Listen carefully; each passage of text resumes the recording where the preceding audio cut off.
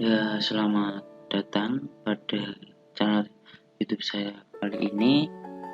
Kali ini saya akan memberikan sedikit tutorial video mengenai open source yang sedang saya pelajari, yaitu Linux.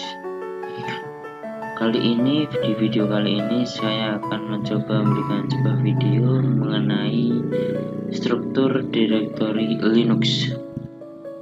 Untuk pertama-tama kita buka dulu software kita, VirtualBox. Kita buka Linux-nya dulu, kemudian start.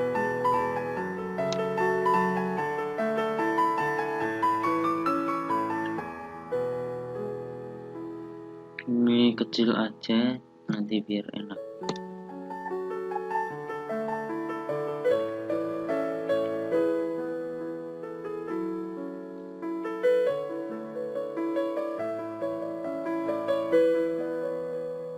Kita buka sistem operasinya dulu.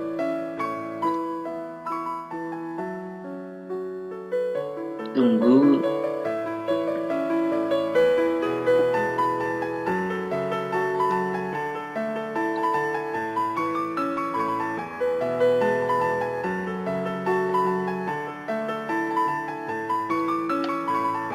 udah masuk.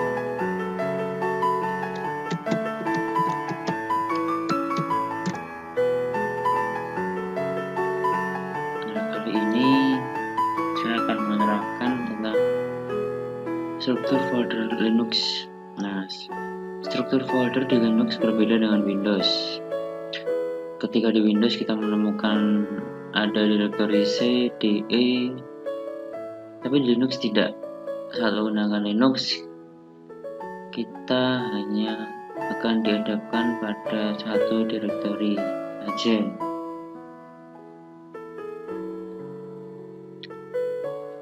Saat menggunakan Windows, pasti kita melihat ada partisi drive C yang berisi sistem operasi,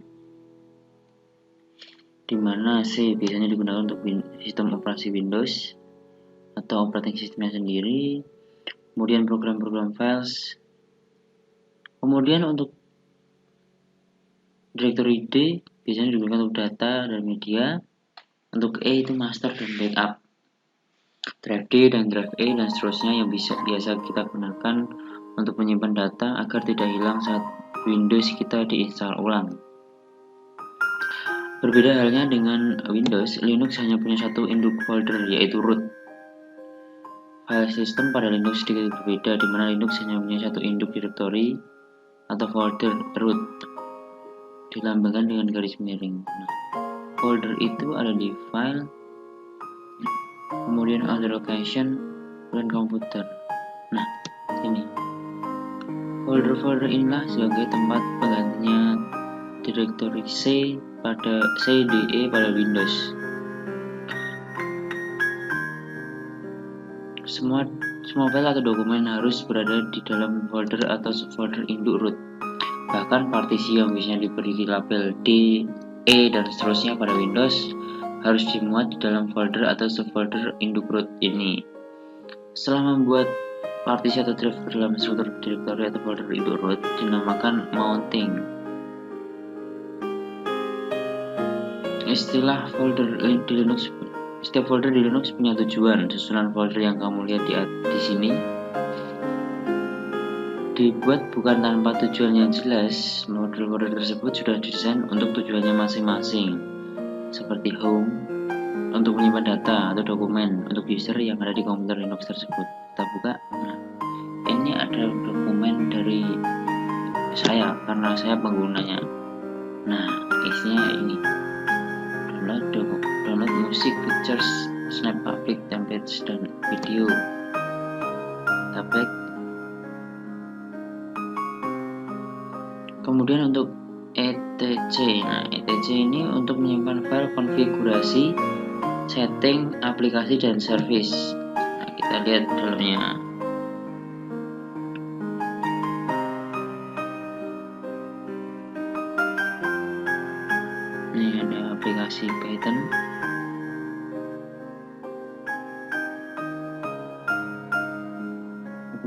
attach.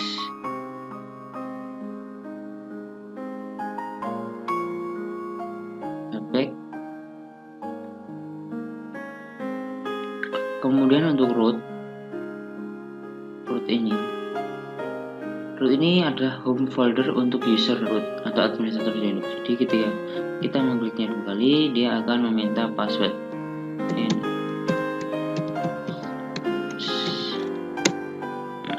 Oh salah.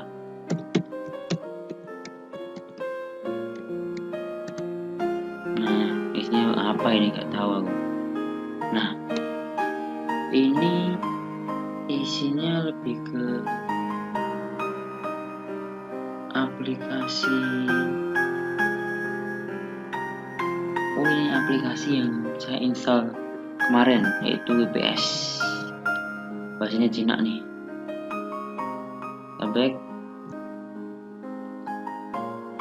Kemudian untuk var di sini untuk menyimpan file yang bersifat dynamic atau berubah-ubah seperti log aplikasi dan service. Kita buka aja.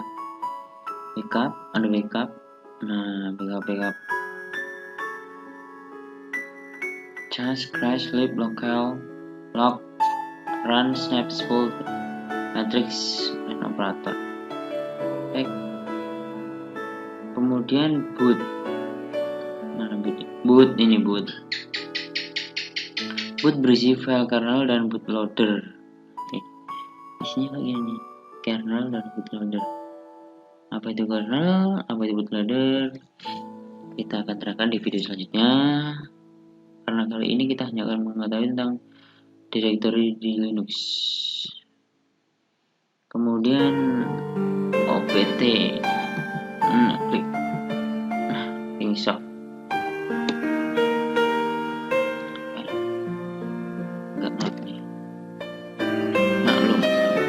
Bentang nih. Halo.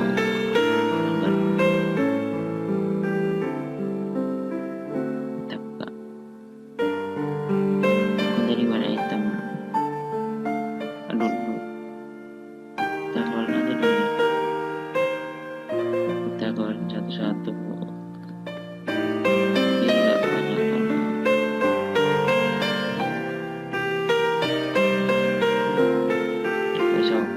Desktop Office templates. Oh, ini buat di desktopnya.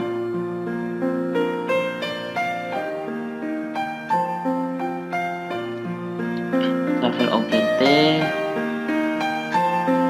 Folder OPT tadi folder untuk meletakkan aplikasi portable yang dikelola oleh user. Biasanya aplikasi yang portable.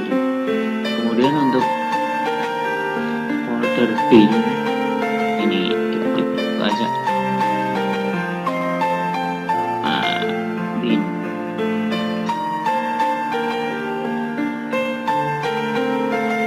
Back. Bin ini berisi file binary atau aplikasi umum yang bisa dipakai oleh setiap user. Ini juga aplikasi umum yang bisa dipakai oleh setiap user kayak media player gitu. Kemudian sbin.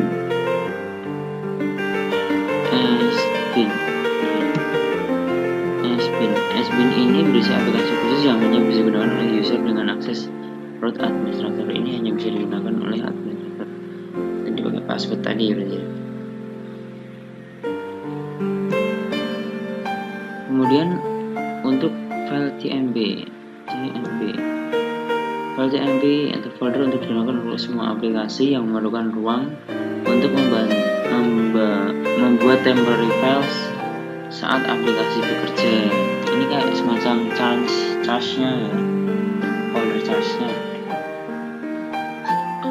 Kemudian untuk USR,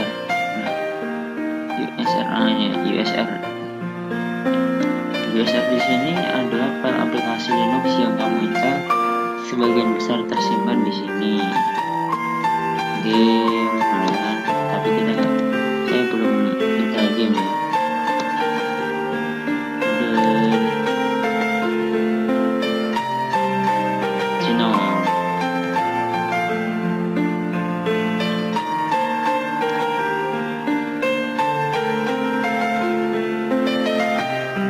Folder-folder directory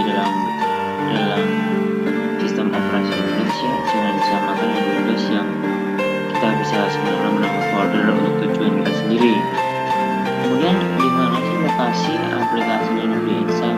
Jika di Windows semua aplikasi diinstal di folder C program files, Linux agak berbeda dikarenakan Linux punya folder sistem tersendiri yang dibuat untuk meletakkan file sesuai fungsinya.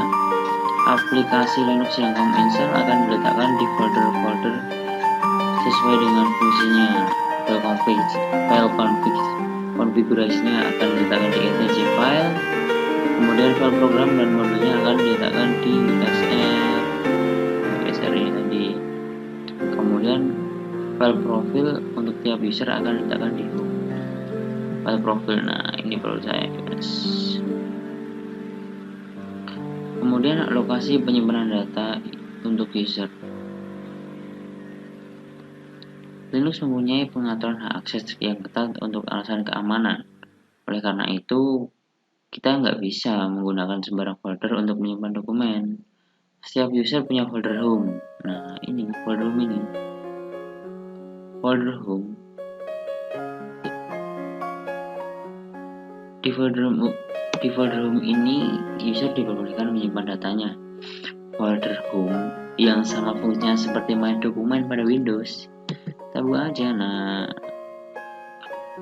ini dia isinya, dokumen dan pendatan kita, musiknya kita, gambarnya kita, kemudian template, kemudian video. Selanjutnya untuk mengakses partisi atau media eksternal. Selain itu, user juga bisa menggunakan internal partisi dan media eksternal lain seperti flash disk atau hard disk eksternal. Media eksternal dan partisi internal biasa akan dimount di folder media.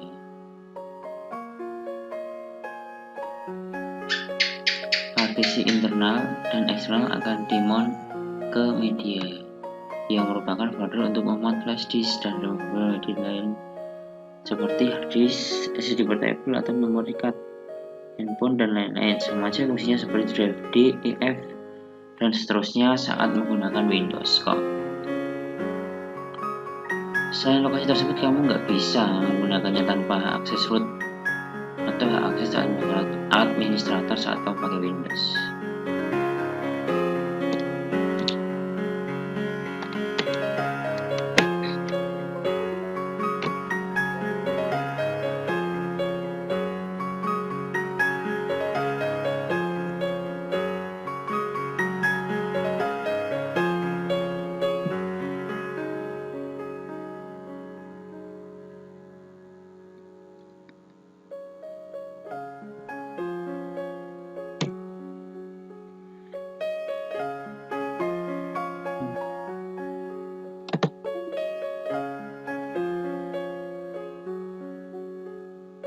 Nah, ini udah bisa. Nah, ini flash disknya.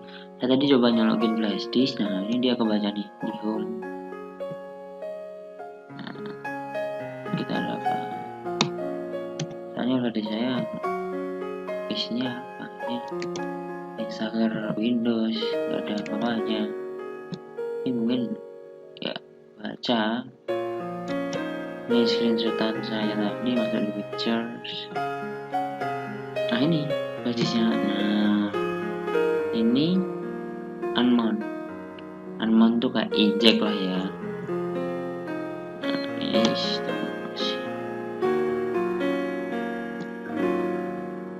eject nih. Nah, ini flash disk saya. Coba kita buka. Oh, ini udah dibuka nih.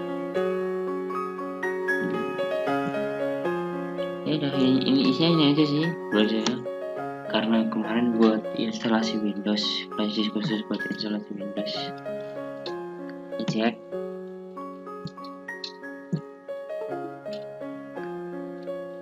Udah. Ini mount.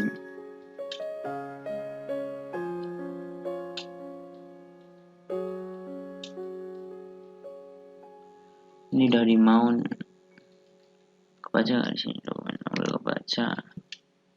Dan itu juga kayaknya nggak baca, emang isinya instalasi Windows aja deh.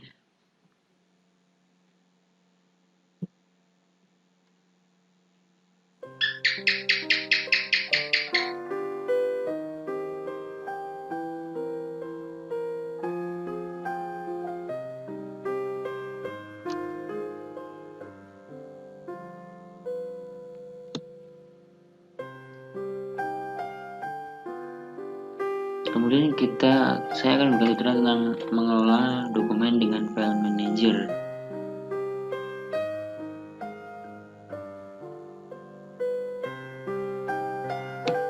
Nah, saat mengenal Windows kita menggunakan Windows Export untuk mengelola dokumen dan folder. Maka saat mengenal Windows kamu memerlukan file manager juga untuk mengelola dokumen dan folder.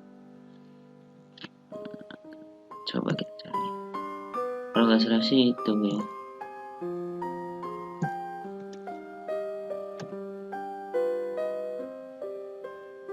Itu aja sih file manajernya. File ini. Nah, ya ini tadi sih file manajernya.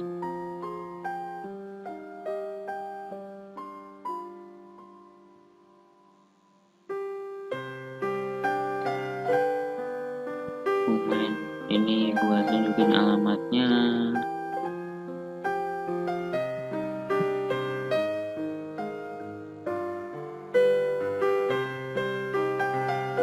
Data di home, jalannya download. Nah, di download datanya.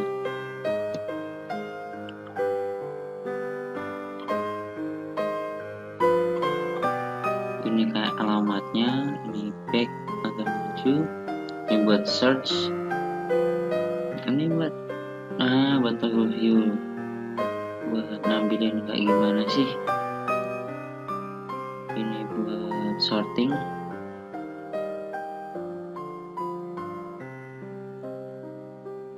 ini buat pengaturan filenya yang disembunyiin.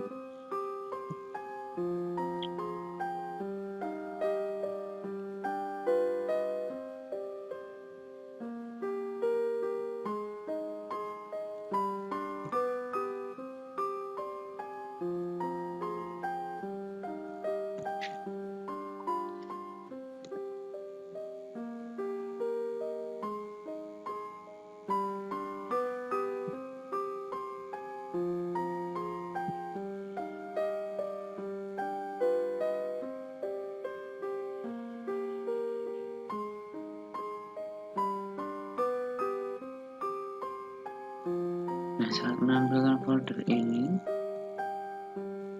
kalau pengaturan folder sih sama ya. Kita buat misalnya new folder, klik kanan new folder, folderku gitu kan, terus create, udah ada gitu, sama seperti Windows ya.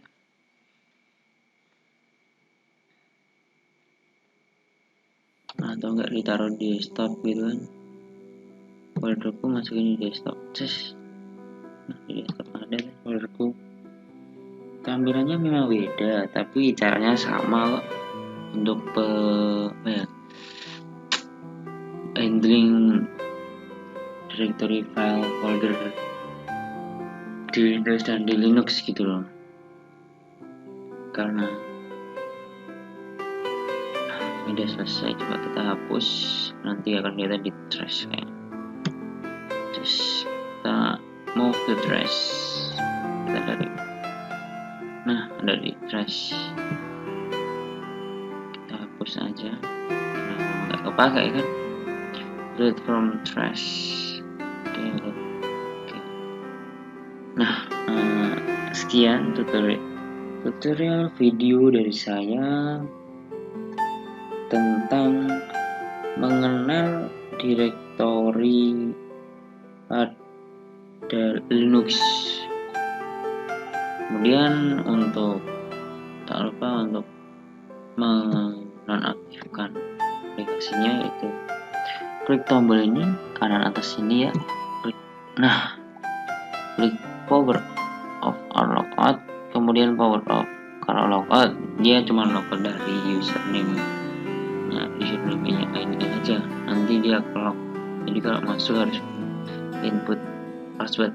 Kalau di power off dia akan mati kayak shutdown. Power off.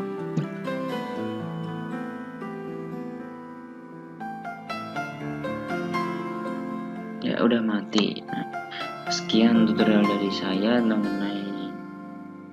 mengenal struktur direktori Linux. Sampai jumpa. Terima kasih.